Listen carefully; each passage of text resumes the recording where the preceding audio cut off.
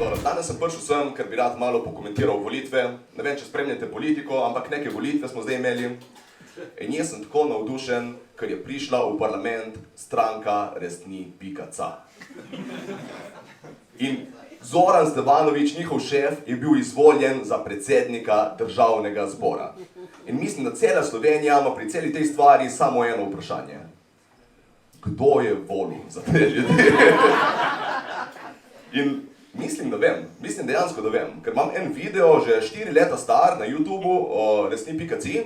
In zdaj par dni nazaj sem dobil eno sporočilo od enega tipa, ki je po moje njihov povprečni volivec. In če vam je cool, bi ga prebral. Ko boste dojeli, da v politiko lahko pride človek, ki ni intelektualec, kupljen, prodan, že za šolo ter plačo, povsem uprogramiran, ampak je iskren ter brez izdaje ter za ljudi, se boste zbudili v boljši svet. Se samo meni zdi, ali je to samo lep način za reči, ja, je budala, ampak je naša budala.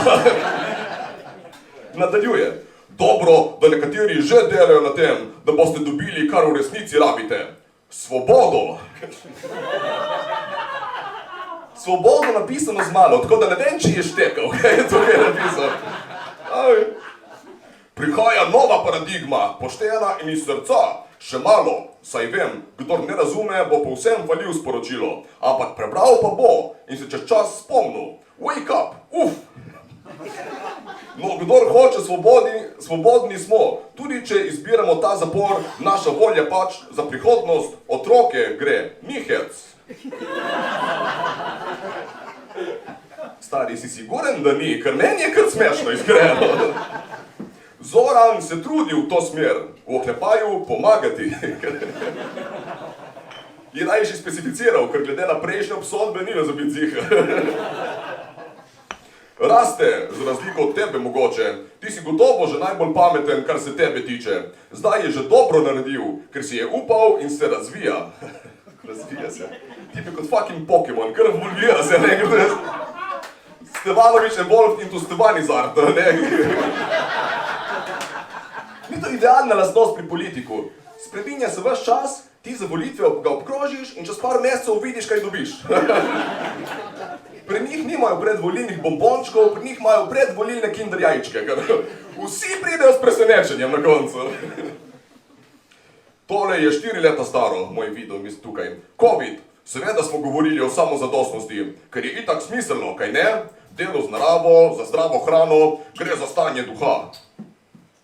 Ker od COVID-a dalje, ko se je končala pandemija, hrana več ni nekaj bistvenega pomena. Zdaj ne jemo za preživetje, ampak bolj za foro, veš. Glede energije pa prihajajo zero point generatorji. Brez skrbi, če ne veste, kaj to je, on niti, po moje. Oklepaj.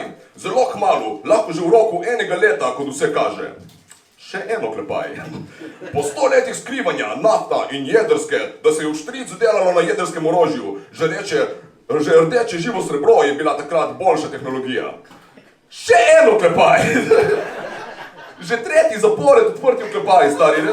Ne vem, če berem YouTube komentar ali domačo nalogo iz matematike. Kaj ste naredili? Ni radioaktivna, zaklepaj, ok, enega zapr. Ampak satanisti zadaj odločajo. Horor! Zapor! Samo zapor, niti ne za koga. Če smo pozabili, da je opcija, tam je, vi se zmente. Zakaj zdaj le toliko milijard za jedrsko? Halo, dajte se malo informirati. No, saj ne bo časa, da bi se jo naredilo. Ni problema v bistvu, hehe. Jaz sem nehal slediti 2 oklepaje nazaj.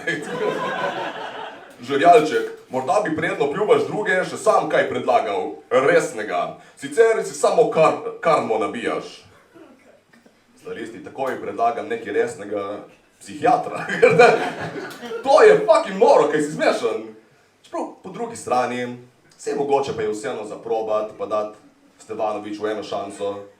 Ker kakšne so šanse, da je prišel v politiko nekdo pokvarjen z imenom Zoran? Po mojem smo v dobrih rokah. Lepo, hvala,